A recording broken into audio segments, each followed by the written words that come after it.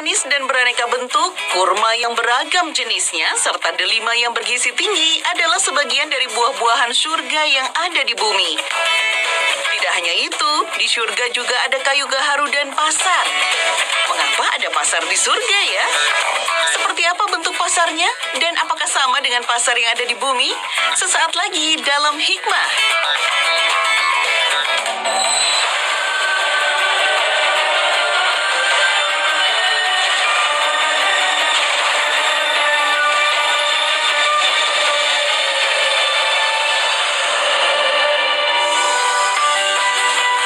Assalamualaikum warahmatullahi wabarakatuh, sahabat Hikmah. Akibat keterbatasan lahan, Adi Sucipto, seorang warga Polewali Mandar, menyulap pekarangan rumahnya menjadi peluang bisnis. Adi pun belajar menanam buah anggur secara otodidak dengan memanfaatkan lahan kecilnya. Setelah berbuah, Adi mempersilahkan orang berkunjung untuk membeli buah anggur dan belajar budidaya tanaman anggur. 1 kilogram anggur dipatok seharga Rp8.000 yang bisa dipetik langsung dari kebunnya. Wah, lumayan murah ya. Meski sudah menjual murah dan tidak pelit ilmu, Adi Sucipto justru mendapatkan keuntungan dari usaha agrobisnis buah anggurnya ini hingga jutaan rupiah loh. Sahabat Hikmah, buah anggur adalah salah satu buah yang disebutkan Allah Subhanahu wa Ta'ala ada di dalam surga. Dalam Al-Quran surat An-Naba ayat 31-33 disebutkan, sesungguhnya orang-orang yang bertakwa mendapatkan kemenangan, yaitu kebun-kebun dan buah anggur serta gadis-gadis remaja yang sebaya.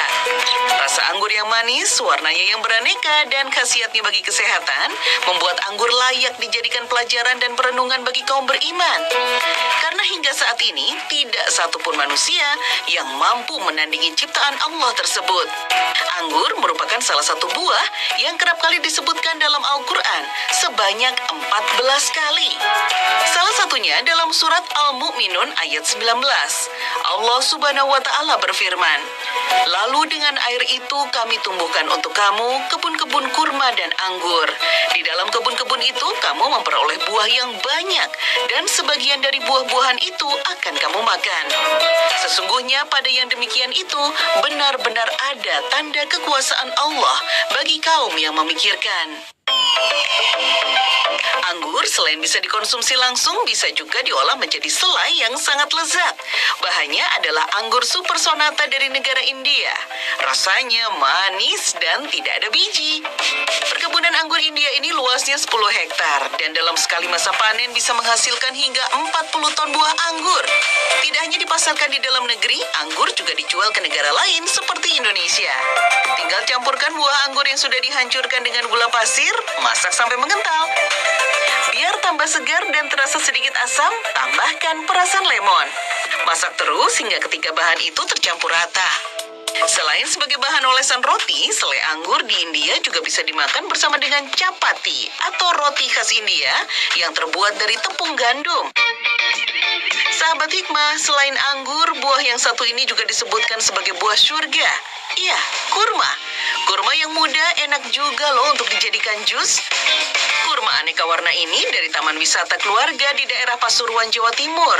Masya Allah, kurma asli Indonesia. Umumnya kurma baru tumbuh di tahun ke-9 hingga ke-10. Namun, lewat teknologi kultur jaringan, pada masa tanam 3 tahun, kurma sudah bisa dipanen loh. Yang berwarna kuning ini jenis kurma Bahre dan jenis sultana yang warnanya merah. Waduh, cantiknya. Kurma adalah buah surga yang ada di bumi. Kurma bisa awet disimpan selama bertahun-tahun tanpa menjadi busuk. Tidak heran masyarakat Timur Tengah zaman dulu membawa kurma sebagai bekal perjalanan jauh atau saat melintasi padang pasir. Karena kandungan vitamin dan mineralnya yang sangat baik bagi tubuh, seseorang bisa bertahan hidup hanya dengan mengkonsumsi kurma setiap hari. Seperti yang Allah Subhanahu wa Ta'ala ilhamkan kepada Bunda Maryam saat hendak melahirkan Nabi Isa alaihi salam. Dan goyangkanlah pangkal pohon kurma itu ke arahmu. Niscaya itu akan menggugurkan buah kurma yang masak kepadamu. Al-Quran Surat Maryam ayat 25.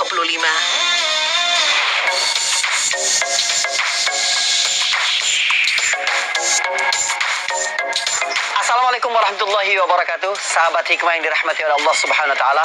Allah bercerita rinci sekali tentang surga. Di antaranya tentang buah-buahan di surga. Sifat-sifatnya, ragam dan macamnya yang sangat kaya. Allah Subhanahu wa taala bercerita tentang orang-orang mukmin yang dimasukkan ke dalam surga itu akan berkata, kami diberikan seperti apa yang ada di dunia ini. Kullama ruziqu minha min thamaratir rizqa qalu hadzal ladzi ruziqna min qabl wa utubihi mutasyabiha.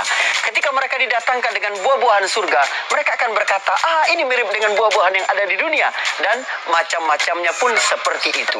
Para ulama memang memiliki penafsiran yang berbeda mengenai hal ini. Di antaranya adalah bentuk dan rupa sama, tetapi rasa jauh lebih sempurna dan berbeda dengan apa yang di surga. Ibnu Abbas radhiyallahu anhu misalnya berkata, tidak ada satupun barang-barang di surga itu mirip dengan apa yang ada di dunia, kecuali hanya kesamaan nama. Artinya, buah-buahan, tumbuh-tumbuhan, apapun yang digambarkan oleh Al-Quran tentang kenikmatan surga, itu hanya untuk memudahkan manusia membayangkannya. Namun secara umum, kenikmatan surga itu tidak dapat dijangkau oleh pikiran, mata, dan telinga manusia. Tentang tumbuh-tumbuhan dan buah-buahan surga misalnya Allah sebutkan di dalam surat Al-Insan.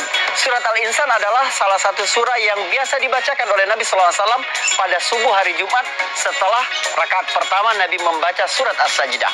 Kedua surah ini banyak berbicara tentang hari kiamat dan akhirat, karena memang kiamat terjadi pada hari Jumat, agar umatnya selalu mengingat tentang kehidupan akhirat dan tidak ada apa-apanya kehidupan yang ada dan sedang kita jalani pada hari ini. Allah Subhanahu wa taala berfirman dalam ayat ke-14 surat Al-Insan, "Wadaniyatan 'alaihim dhilaluha wa dhullilat qutufuha tadlila." Sifat pohon di surga itu rendah, rindang, serta buah-buahannya mudah dipetik. Di dalam surat Al-Waqi'ah, Allah Subhanahu wa taala berfirman, "Wa fakihatin katsiratin la maqtu'atin wa la mamnu'ah." Buah-buahan di surga itu banyak sekali macam-macamnya, tidak pernah terputus, artinya selalu ada dan tidak pernah terlarang untuk memakannya.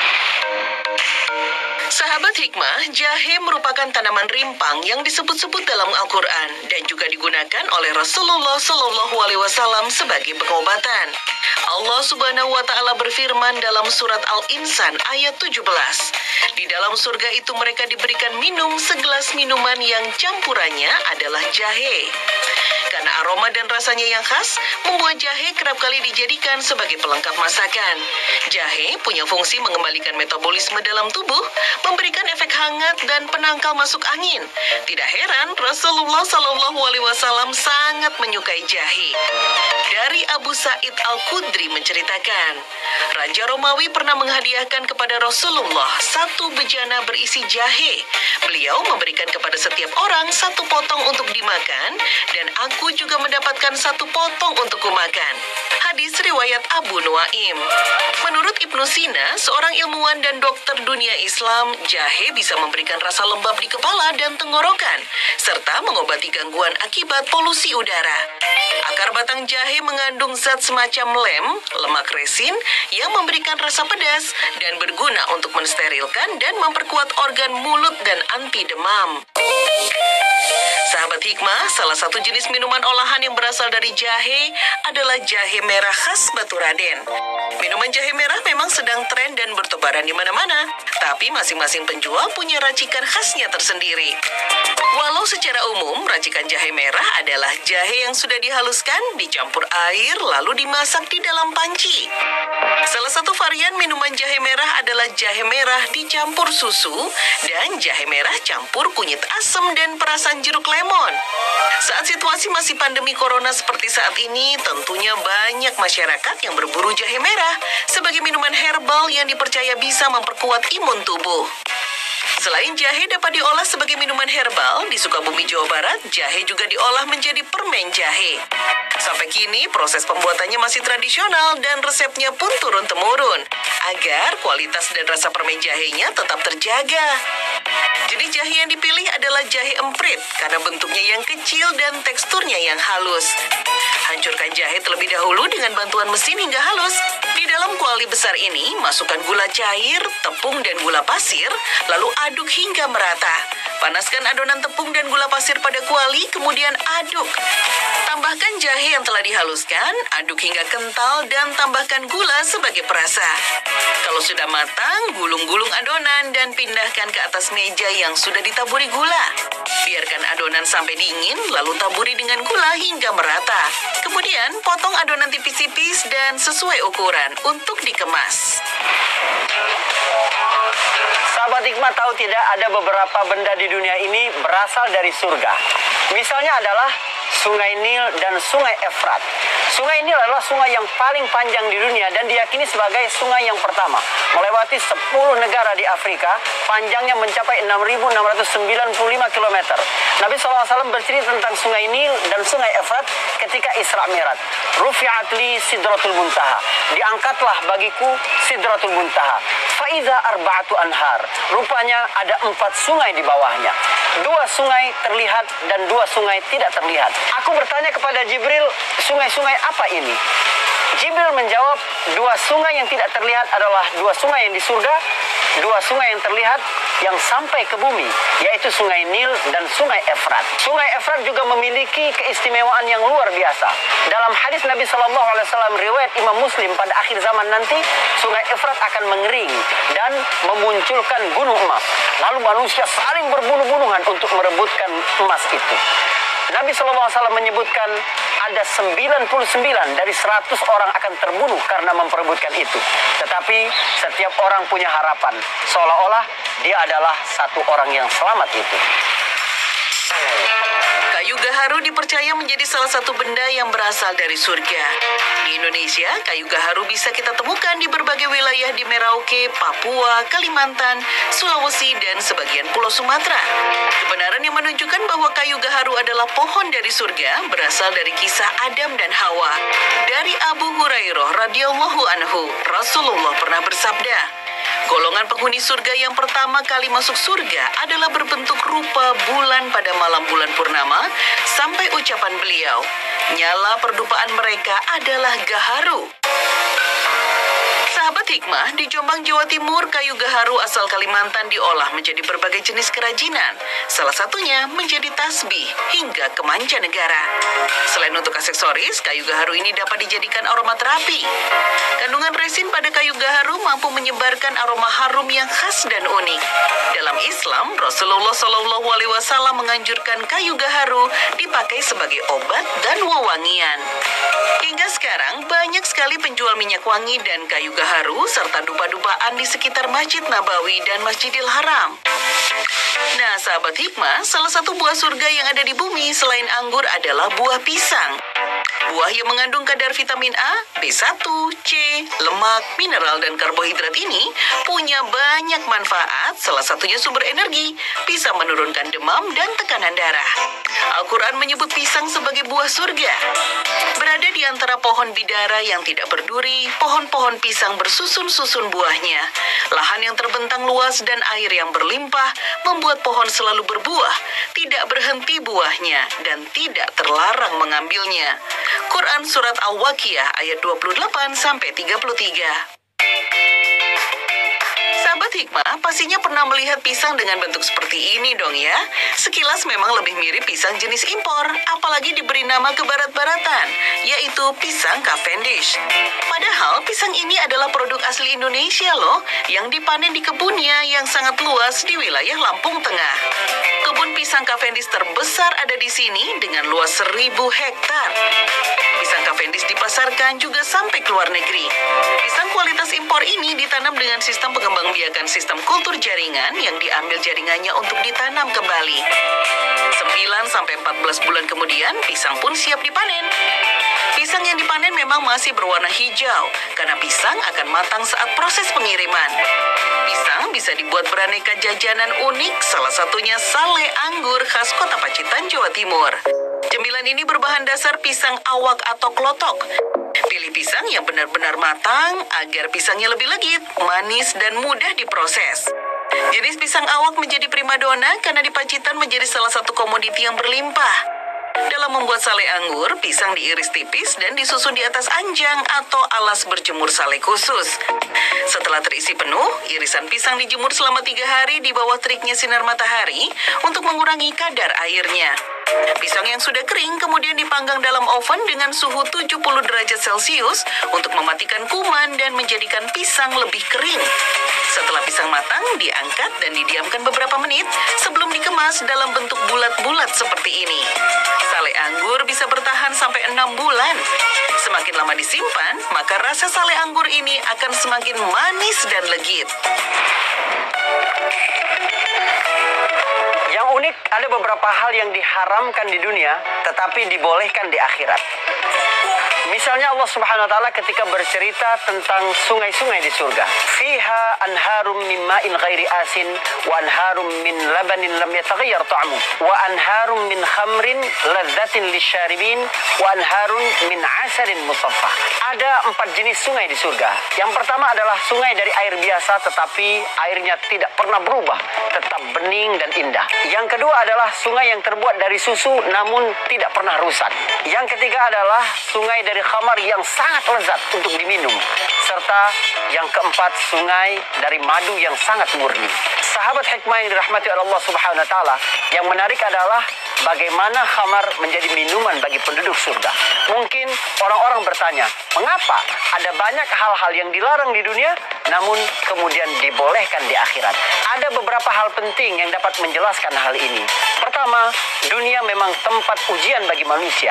Artinya ada beberapa hal yang memang sangat diinginkan oleh manusia dan Allah mengharamkannya. Kita tidak perlu tahu seluruh yang diharamkan oleh Allah Subhanahu wa taala itu apa hikmah dan kebaikan di baliknya. Tetapi bagi orang mukmin yang penting adalah bagaimana kita tetap taat dan mendengar seluruh perintah Allah Subhanahu wa taala itu. Yang kedua, benda-benda yang dibolehkan oleh Allah Subhanahu wa taala di surga itu pada saat di bumi haram tidak mutlak sama. Misalnya tentang khamar.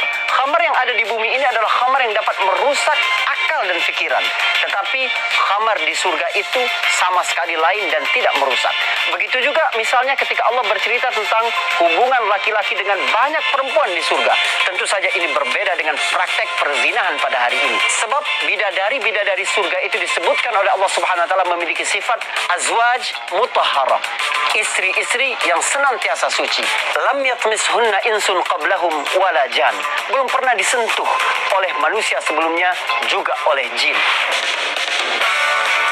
Gambaran suasana surga telah dijelaskan dalam Al-Quran, salah satunya mengenai pohon-pohon di surga.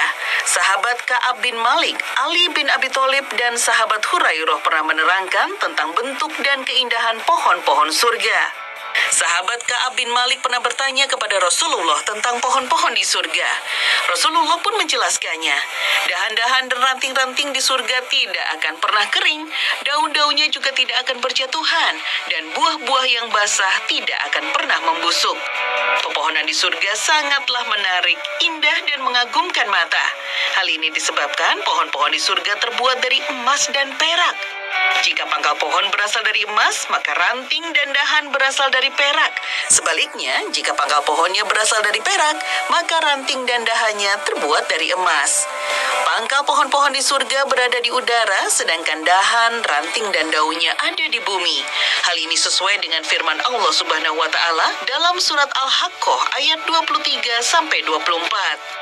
Buah-buahannya dekat, dikatakan kepada mereka, makan dan minumlah dengan sedap disebabkan amal yang telah kamu kerjakan pada hari-hari yang telah lalu. Kini saatnya kita uji pengetahuan para sahabat hikmah ya. Mungkin kurma, terus mungkin ada apel. Apa ya? Buah kulbi ya? Anggur. Pip. Buah tin. Ya buah tin, buah zaitun. Mangga. Mangga pisang. Ini kali ya, apa sih namanya itu yang buat ini? Buah bukan sih, kurma. Iya, benar. Nah, mungkin iya ya, kurma. Yang agak ke Arab-Araban lah mungkin lah. Menurut cerita pernah dengar semangka itu ada kurma, buah tin, buah zaitun, pisang, anggur. Buah kurma. Manis. Manis kan kalau manis ibaratnya sama dengan sunnah Nabi tuh. Yang manis-manis. Lah ya semua yang ada di bumi ini di surga ada yang indah-indah terutama ya. Ya kita belum pernah ke sono. Aku nanya ya, belum pernah sana ada.